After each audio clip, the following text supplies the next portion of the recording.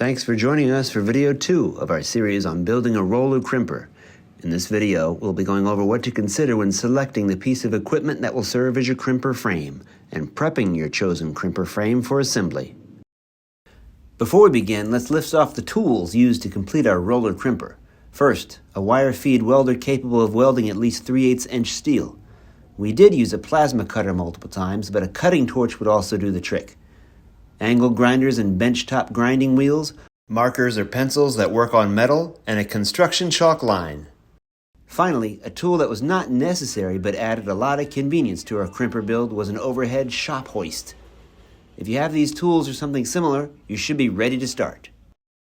The first item to acquire and the most important consideration in this project is a piece of equipment that will serve as your Roller-Crimper frame. Quantities and sizes of all other materials are going to depend on the piece of used equipment you select here. Consider the size of crimper which would be useful in your farm operation.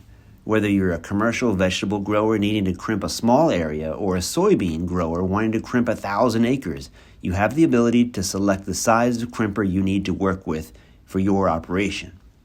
The basics of assembling the rolling crimping drums and attaching them to the frame will be similar no matter what the size. We selected a 24-foot wide International 490 disc to be the frame of our crimper. This disc met the minimum size requirement requested by our cooperators to terminate their cover crops in a short amount of time. It's our experience that tillage equipment of this kind that is less than 30 feet wide is very common and possesses little trade-in value, making it a perfect candidate for a crimper conversion project.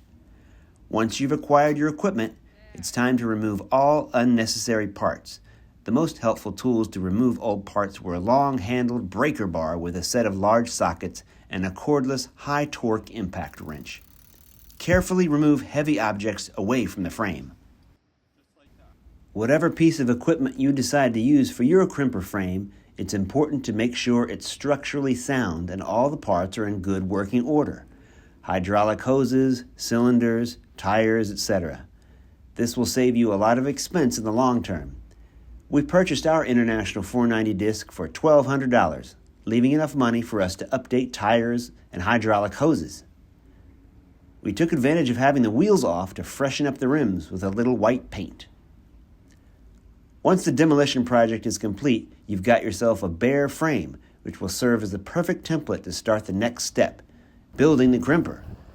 Join us for the start of construction in our next video.